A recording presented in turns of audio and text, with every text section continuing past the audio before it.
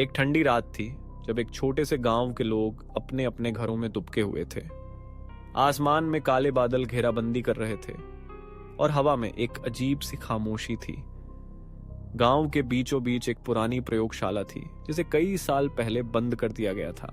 लोग कहते थे कि वहां अजीब घटनाएं होती थीं, लेकिन किसी ने भी उस तरफ जाने की हिम्मत नहीं की। गांव के चारों ओर एक डरावनी दास्तान फैली हुई थी।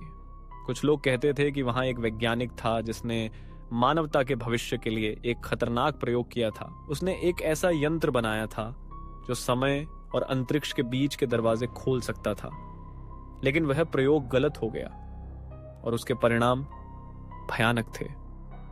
वैज्ञानिक ने अपने जीवन को उस प्रयोग में खो दिया और उसके बाद से प्रयोगशाला को बंद कर दिया गया। एक रात गांव के कुछ युवा लोग जो साहसी और जिज्ञासु थे ने तय किया कि वे उस प्रयोगशाला का दौरा करेंगे। उनमें से एक रोहित, जो एक तकनीकी विशेषज्ञ था, उसे उस यंत्र के बारे में सुनकर बहुत दिलचस्पी थी। उसने अपने दोस्तों को समझाया कि यह एक अद्भुत अवसर है और अगर वे वहां कुछ खोजने में सफल हो गए तो यह उनके लिए एक बड़ा कदम होगा। गांव के अन्य लोग उन्हें रोकने की कोशिश करते रहे, लेकिन युवा लोगों ने उनकी बातों को नजरअंदाज कर दिया। उन्होंने रात के अंधेरे में प्रयोगशाला की ओर बढ़ना शुरू किया। जैसे जैसे वे पास पहुंचते गए, हवा में एक अजीब सी गंध फैलने लगी। एक भयावह एहसास ने उन्हें घेर लिया, लेकिन उनकी जिज्ञासा ने उन्हें आगे बढ़ने के लिए प्रेरित किया। प्रयोगशाला के दरवाजे पर पहुंचकर उन्होंने देखा कि दरवाजा आधा खुला था। रोहित ने पहले कदम रखा और उसके दोस्तों ने उसके पीछे पीछे आना शुरू किया। अंदर का दृश्य भयावह था। दीवारों पर अजीब से चित्र थे और फर्श पर बिखरे हुए कागज और उपकरण थे। वहां एक पुरानी मशीन थी जो अब धूल में लिपटी हुई थी। रोहित ने मशीन की ओर बढ़ते हुए कहा, यह वही मशीन हो सकती है? उसके दोस्तों ने उसे रोकने की कोशिश की, लेकिन वह मशीन के पास पहुंच गया। उसने देखा कि मशीन पर कुछ बटन और स्विच लगे हुए थे।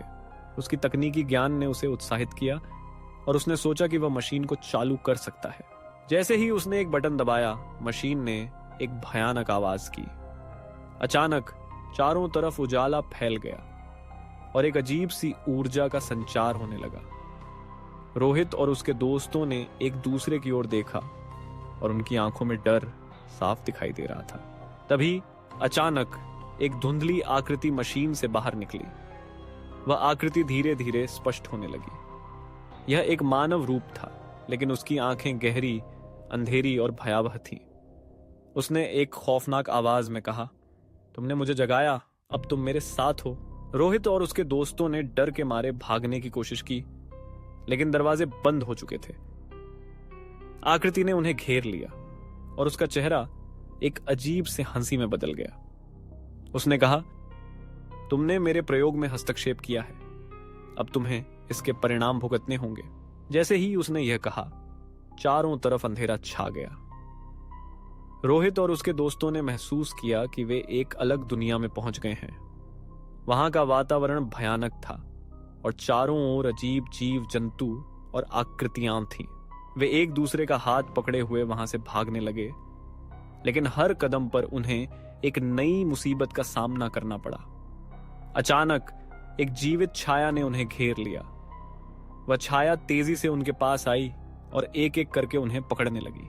रोहित ने चिल्लाते हुए कहा, हमें भागना होगा, यह सब एक बुरे सपने की तरह है। लेकिन उनके पास भागने का कोई रास्ता नहीं था। छाया ने उन्हें अपने पंजों में जकड़ लिया और वे एक अंधेरी गुफा में गिर पड़े। गुफा में पहुंचकर उन्होंने देखा कि वहां और भी लोग थे जो उसी स्थिति में फंसे हुए थे। उन लोगों ने बताया कि वे भी इसी तरह की घटनाओं का शिकार हुए थे। उन्होंने बताया कि यह जगह एक बुरे वैज्ञानिक का प्रयोगशाला है जिसने समय और स्थान को तोड़ मरोड़ कर रखा है। रोहित ने सोचा कि अगर वे मिलकर काम करें तो शायद वे इस स्थिति से बाहर निकल सकते हैं।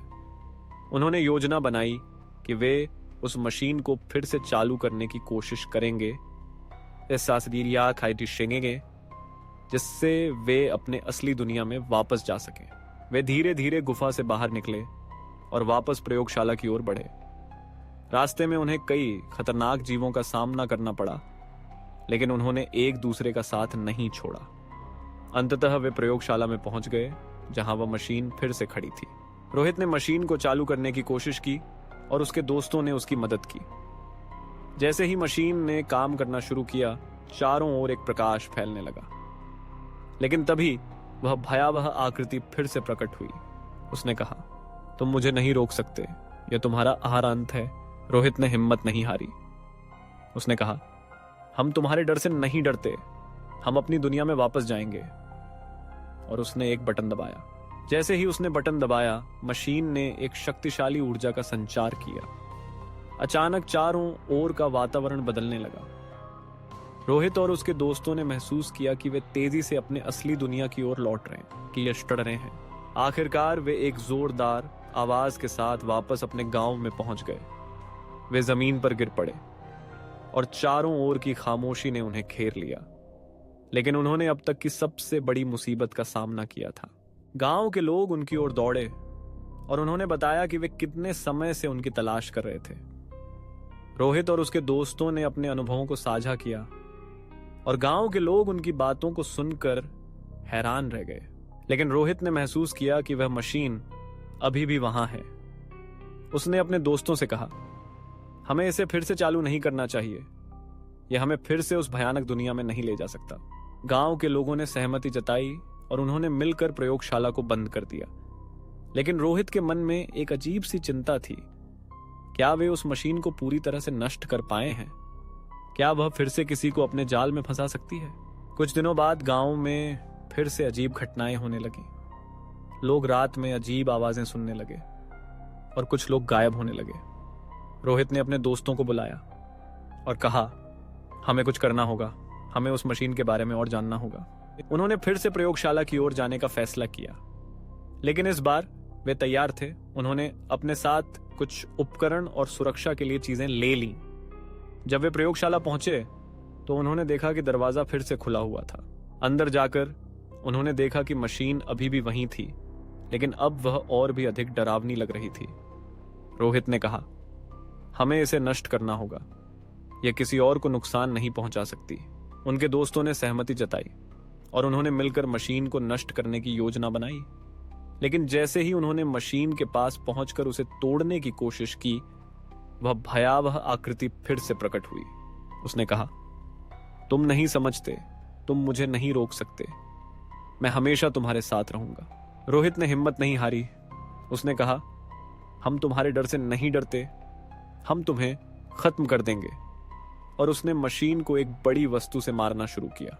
जैसे ही उन्होंने मशीन को तोड़ना शुरू किया, चारों ओर एक भयानक आवाज गूंजने लगी। अचानक मशीन ने एक शक्तिशाली ऊर्जा का संचार किया और चारों ओर अंधेरा छा गया। रोहित और उसके दोस्तों ने महसूस किया कि वे फिर से उस भयानक दुनिया में पहुंच गए हैं। लेकिन इस बार वे तैयार थे। उन्होंने उस आकृति का सामना करने का फैसला किया। वे एकजुट होकर उस आकृति के खिलाफ खड़े हो गए। रोहित ने कहा, हम तुम्हें खत्म कर देंगे, और उन्होंने मिलकर उस आकृति पर हमला किया। आकृति ने चिल्लाते हुए कहा, तुम मुझे नहीं रोक सकते। लेकिन रोहित और उसके दोस्तों ने उसे हराने का संकल्प किया। उन्होंने अपनी पूरी ताकत लगा दी और अंततः उस आकृति को हरा दिया। जैसे ही उन्होंने उसे हराया, चारों ओर का वातावरण बदलने लगा।